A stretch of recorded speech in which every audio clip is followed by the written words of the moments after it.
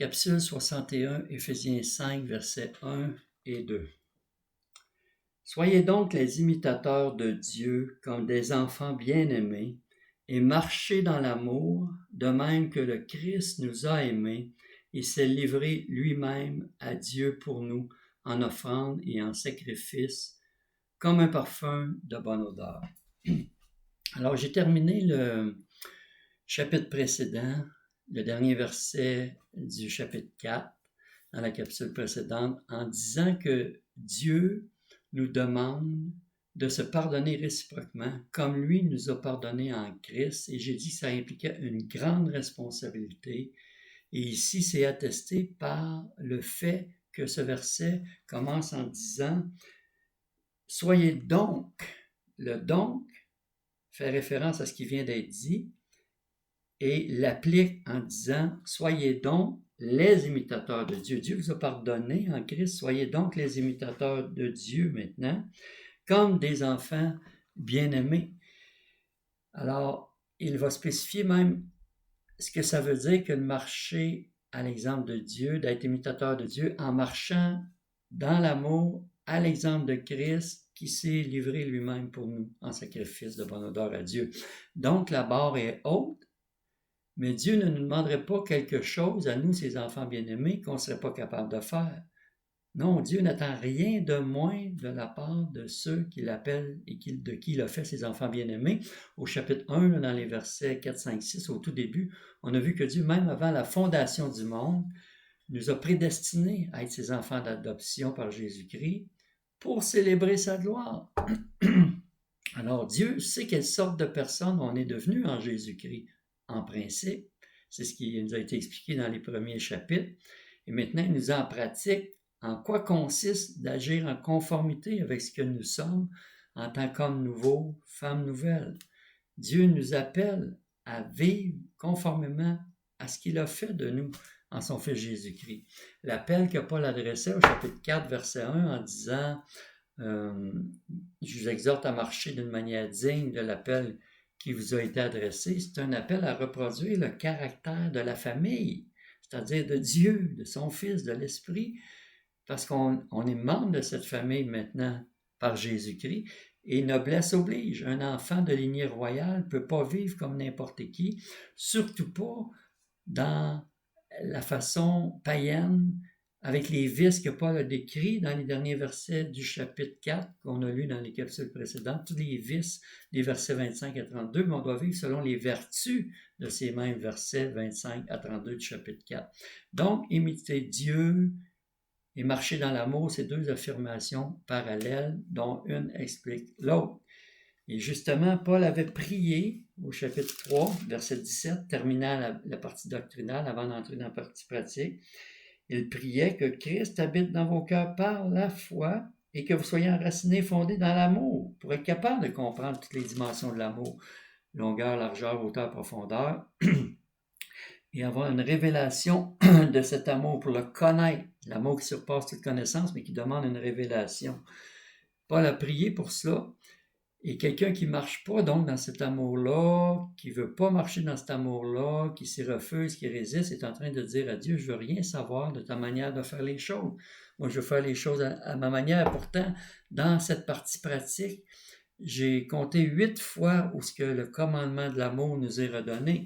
Dans la partie pratique, par exemple, au chapitre 4, verset 2, il est dit supportez-vous les uns les autres avec amour. Au verset 15, chapitre 4, il dit de dire la vérité dans l'amour. Au chapitre 5, il dit de s'édifier dans l'amour.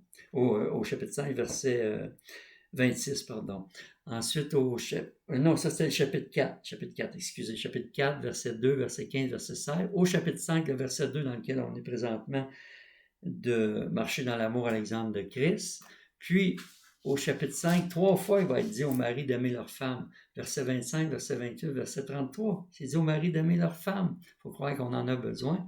Et au chapitre 6, verset 24, le dernier verset qui se termine l'épître va dire que la grâce soit avec tous ceux qui aiment notre Seigneur Jésus-Christ d'un amour inaltérable ou incorruptible, qui ne peut pas être corrompu, qui est incorruptible. Un amour qui ne peut se corrompre, dépendamment des versions.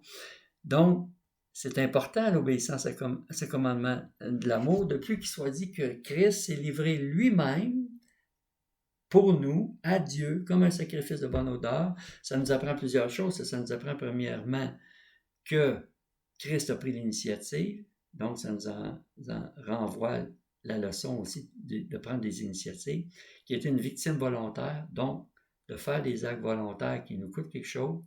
Il l'a fait pour les bénéfices des autres, nous, il l'a fait pour nous, donc on doit le faire pour les autres. Et il l'a fait en tant que bonne offrande, parfois une bonne odeur à Dieu. Donc, nous aussi, on doit faire des choses qui vont être agréables à Dieu, qui vont lui être de bonne odeur. C'est ça que ça veut dire, imiter Dieu, c'est d'aimer comme Christ nous a aimés. Donc, la morale de cette histoire est claire, un amour qui est coûteux, qui se sacrifie pour les autres, doit être la marque de la noblesse chrétienne. Et pour nous, qu'est-ce que ça peut vouloir dire? Concrètement, dans Hébreux 13, verset 15, il est dit, par exemple, deux choses. Par lui, Jésus, offrons sans cesse à Dieu, c'est-à-dire au Père, un sacrifice de louange, c'est-à-dire le fruit de lèvres qui confesse son nom. Et n'oubliez pas la bienfaisance et la libéralité, car c'est à de tels sacrifices que Dieu prend plaisir. Donc, ils lui sont de bonne odeur. Un, c'est la reconnaissance envers Dieu, la gratitude qu'on lui rend par Jésus à Dieu. Ça, c'est un sacrifice de bonne odeur à Dieu. Puis la bienfaisance, la libéralité, c'est-à-dire les sacrifices qu'on fait pour les autres, c'est aussi à de tels sacrifices que Dieu prend plaisir. Hébreux 13, versets 15 et 16. Ça nous dit là, deux façons de plaire à Dieu qui résument en fin de compte les deux commandements d'aimer Dieu et d'aimer son prochain. Alors, c'est à de tels sacrifices que Dieu prend plaisir. Et si on ne veut pas le faire, tirons nos propres conclusions.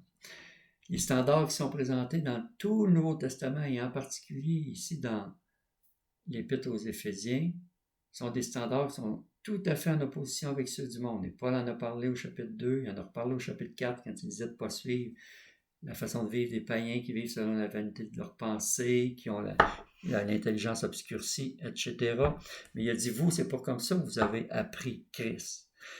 Alors, Dieu nous a marqués de son esprit, il ne nous a pas marqués au fer rouge, il nous a marqués de son esprit, il nous a scellés du Saint-Esprit, on l'a vu dans la partie doctrinale, chapitre 1, versets 13 et 14, que Dieu nous a scellés du Saint-Esprit, on l'a vu dans la partie pratique, chapitre 4, verset 30, où ce qui était dit de ne pas attrister le Saint-Esprit de Dieu par lequel on a été scellés pour le jour de la rédemption. Puis, en tant qu'enfant de Dieu, on doit vivre avec cette vision du futur, pour le futur jour de la rédemption pour lequel Dieu nous a scellés. On doit vivre en fonction de ça. Puis si on ne le fait pas, on attriste le Saint-Esprit, mais en même temps, on se tire dans le pied parce que le Saint-Esprit, c'est celui qui est mandaté pour nous appliquer la victoire de Christ dans notre vie présente. Parce que la piété ou la promesse de la vie présente est celle qui est à venir. Le plus grand but, le plus grand objectif, c'est la vie à venir, mais l'Esprit a quelque chose à faire dans la vie présente à nous appliquer la victoire de Christ. Et ne pas le faire en plus, c'est ouvrir la porte au diable. Non seulement on attriste le Saint-Esprit, 4.30, mais il y a aussi 4.27, ne donnez pas accès au diable. Mais ce qui est extrêmement efficace pour l'avancement du royaume de Dieu, extrêmement efficace contre le royaume de Satan, c'est d'adopter la pensée de Christ, les sentiments de Christ, les actions de Christ, ses actes d'amour, marcher dans l'amour à son exemple, en incarnant Christ dans nos propres vies. Et c'est pourquoi on peut dire cette prière comme l'apôtre Paul à la fin du chapitre 3, verset 14 et suivant, quand il se mettait à genoux, qu'on a besoin vraiment de cette puissance de Dieu, dont il était parlé aussi dans sa prière au chapitre 1, verset 15 et suivant, où Paul fait appel à la puissance de Dieu d'être rempli, parce que pour vivre cette vie-là, on ne peut pas le vivre par l'énergie naturelle, on a besoin de l'énergie divine, et c'est exactement ce que Dieu veut nous donner, parce qu'il nous sait capable, par cette énergie divine qui est la sienne, transmise par le Saint-Esprit, il nous sait capable de vivre à la hauteur de ce qu'il nous demande de faire, parce que Dieu ne demanderait pas de faire quelque chose qu'on n'est pas capable de faire, ça serait injuste de sa part.